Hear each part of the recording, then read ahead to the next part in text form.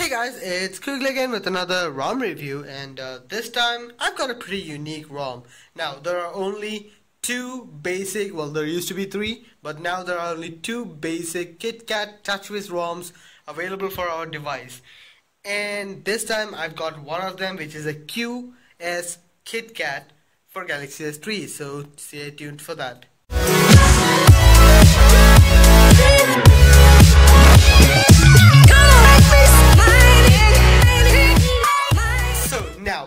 First of all, what you would see here is a lock screen, which is pretty cool. I mean, you do have the TouchWiz lock screen of a light effect, ripple effect, and also a few other effects, which I'll be showing you guys. I have light effects enabled because I really like it now. A bit about QS ROM. QS, this one is actually ported from the Note 2 series KitKat, and right now which is available for S3. This is based on 4.4.2, a slightly older version of KitKat, but still works pretty darn well. Now, whenever someone asks me about a KitKat ROM, I have kind of given a lot of recommendation towards Back2Newt, which is the other KitKat ROM which is currently applicable, and because that has served me well. It is from the Newt version, which is the Korean 3G Galaxy S3 version. That is available from that. The KitKat version has been developed for the S3, so that should technically work better. Now I'm kind of going to recommend this too, because this is a really fast, smooth KitKat ROM. I really like this one. So let's get into the other stuff now. First of all, what you would see here is the launcher.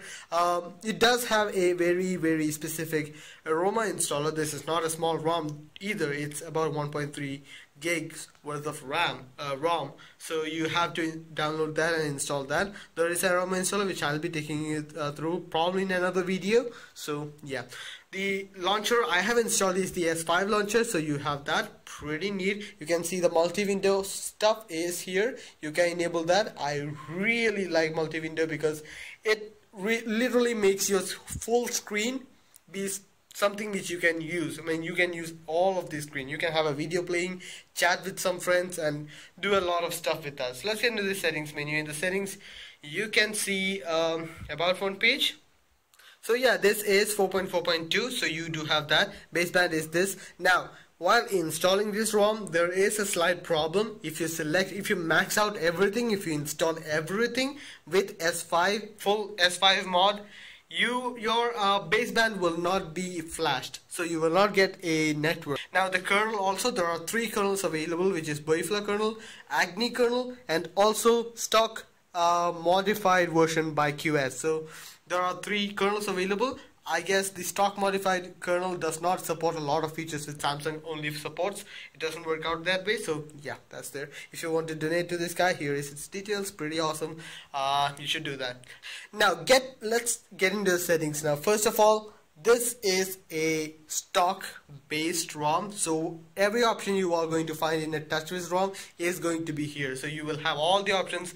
S-Beam, nearby devices, DLNA, everything will be working. It really works depending on your kernel version. If you have selected Boefla kernel or the Agni kernel, it will work. The other one will not. So just keep that in mind.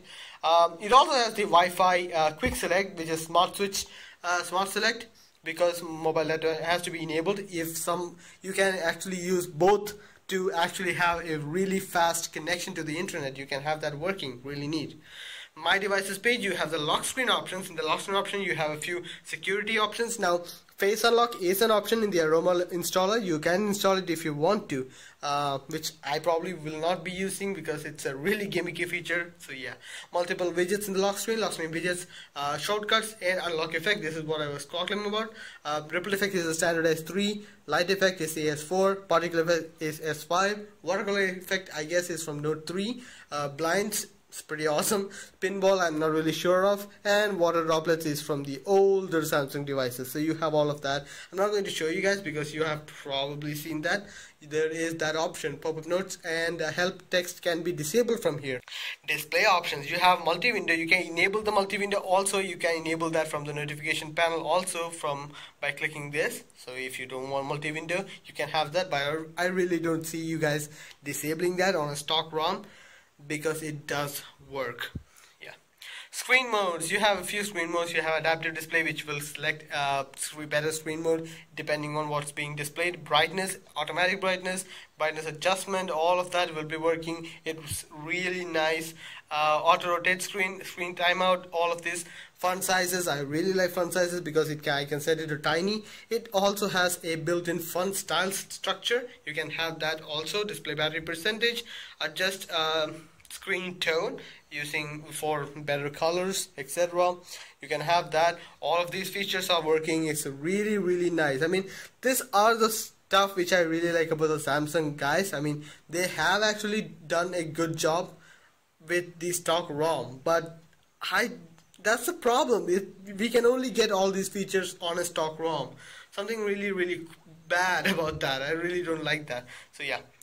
Apart from that, we have options like small blocking mode, hands-free mode, call messaging block, torchlight, which was previously available in the Xposed module. You can actually, when the screen is off, you can actually press the volume up to enable the torchlight, which is really cool. You can have that, and that's really nice. Also, power saving mode this is a normal power saving mode, which is with the S3. You also have the ultra power saving mode, which will make everything grayscale, which is a really cool thing. I mean, everything is grayscale. That means it is being an AMOLED display. It will save a lot of battery. You can also disable that by going here. You can disable this and it will turn back. So you can add a few applications which you can use with the ultra power saving mode, which will actually save a lot of battery. It also has a toolbox section, which is a pretty cool one. So this is from the toolbox option, which will be here somewhere. Yeah, here it is. I guess this was introduced with the Samsung Alpha. You can enable these things. You can click here and actually use those. Pretty neat. You can have accessibility options. It does have a lot of accessibility options. I really like a lot of stuff which is provided here. Like it does have this option to enable call with the home button press, and that's really cool. And also flash notification, which I found in the Grand devices, and that is really cool. I mean, if you have your device somewhere on your bedside, it will flash the flashlight to notify you that there is a notification available. So that is really cool. Also, you also have one-handed operation mode. If you can enable that, you can enable all of this and use the one-hand gesture to have one-hand notification. Motion functions, simple S3 features. It does have voice control, which is pretty cool, I guess. I'm not really going to say too much about that, but it is there. It doesn't have all the gimmicky features like the smart pause and smart scroll. It does have the more useful feature of smart stay and smart rotation, which is pretty cool. It does work out in good lighting conditions, so yeah. In the more options, you have a lot of options also. It is auto start, which is a startup optimizer, which I really like being included because I normally use an Xposed module for startup options. It is included here, so you can actually disable whatever you don't want. But also this displays system apps. Don't disable system apps, which can cause problems, so don't do that if you don't know what you're doing. The power options. In the power option, you can have auto power off in this much sections, hours. After this much hours, you can have that. Fast power on without USB connection, you can have that. Also, power saving mode also is available, which was there in the other setting. So yeah, that much is it in the settings menu. I mean, it's Samsung settings menu. It doesn't have a lot of features, but features which really are, I mean, it's useful to the masses. That's what the settings is available in the settings menu, so you can have that. And furthermore, you can enable Xposed and install whatever you want. So pretty cool. Now, as I've already said, I haven't installed everything. This is the minimal package with only Gmail and Chrome extra installed, and also my AnTuTu benchmark score. That is the only one which is installed extra. So just telling you guys, there are a lot of stuff you can install with the Aroma package, but I won't suggest you install it because it's of no point. You can install it from Play Store, so it's not really that big of a deal.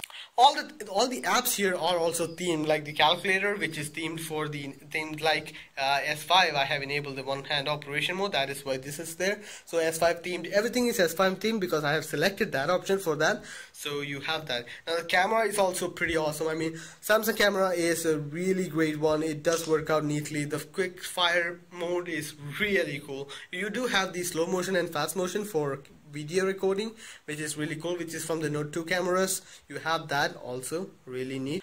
So yeah, that much is it in the settings menu. Let me show you guys the Antutu benchmark score, which is pretty neat. I mean, again, this is running Boefla kernel, which is of one of the higher clocked. It's not clocked, but it is a very optimized kernel. I'll show you guys a benchmark.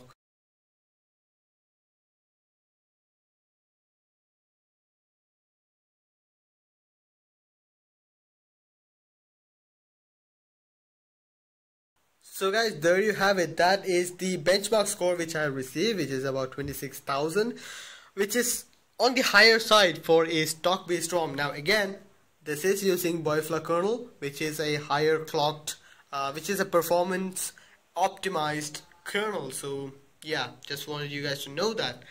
Pretty cool.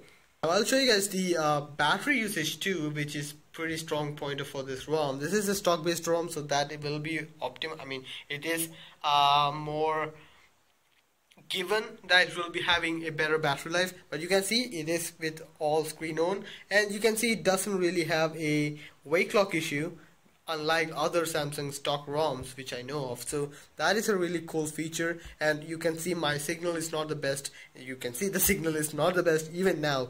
So yeah, let me show you guys the boot animation also, which is pretty awesome, and shutdown animation, which is S5 inspired.